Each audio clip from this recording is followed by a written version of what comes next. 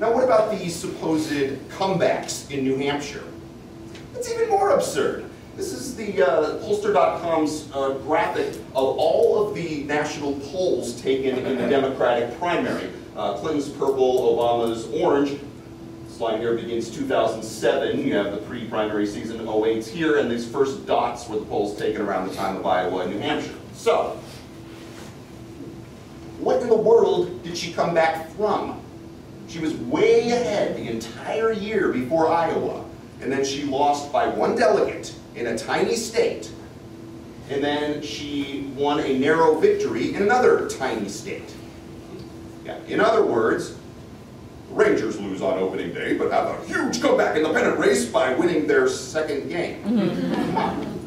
Oh, and by the way, since delegates are what matter, she didn't actually win New Hampshire.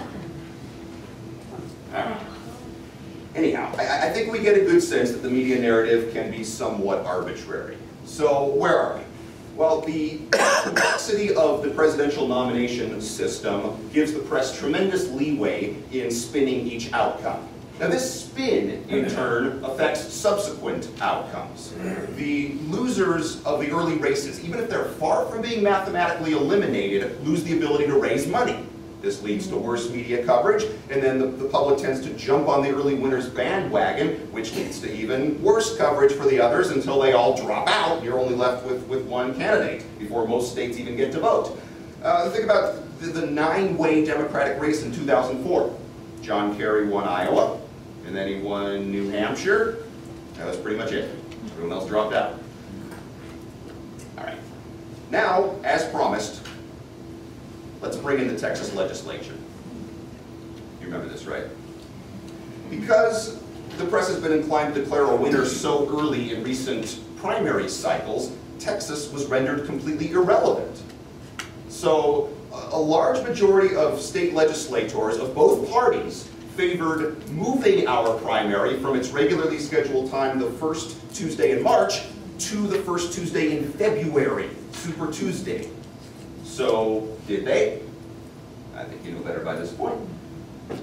The bill passed the House overwhelmingly and appeared to be on target to pass the Senate as well. But a handful of county election officials strenuously objected to moving the primary up for trivial technical reasons having to do with filing deadlines and some other stuff. Now, because of Texas's rules of the game, you only need 1/3 of the 31 senators to block any bill from consideration. So the election officials lobbied and lobbied until they found 12 Republican state senators to block the bill. It failed, and thus we ended up voting on March 4th instead of February 5th. So now the final piece in the puzzle. How did that end up giving the nomination to Obama? Well, as I alluded to earlier, the press has tended to declare winners very early in recent primary seasons, and by all counts, they were on target to do so in 2008 as well. But something unexpected happened on the Democratic side. Clinton and Obama ended up winning nearly the same number of states and delegates on Super Tuesday, and thus the media spin became McCain rolls, but Dems draw. You know, McCain takes a big lead, seizes command, but Democrats in a dead heat, a split decision, and thus began the marathon that finally ended in June when Obama clinched the required number of delegates. However, had Texas moved its primary to Super Tuesday, I argue that Clinton would have gained enough additional delegates that day to be declared the overall Super Tuesday winner by the press. Now, we can never be sure, but here's why I believe it. For starters, she won the first step in the Texas two-step, the primary, and thus was declared the winner of Texas. Now, Obama ended up winning more delegates in Texas, but we didn't know it at the time. Now, had Clinton won Texas on Super Tuesday, even by the same narrow 51-47 margin as on March 4th, I would guess that adding another large state victory would have given her the overall win that day in the eyes of the press. And we have every reason to believe that her margin of victory would have been even greater had we moved our primary to Super Tuesday. The reason is simple. The more Obama campaigned in a state, the more people liked him. In fact, political analyst Nate Silver studied the first 3 months of primaries and calculated that for every day the two candidates campaigned in a given state, Obama gained about a point on Clinton.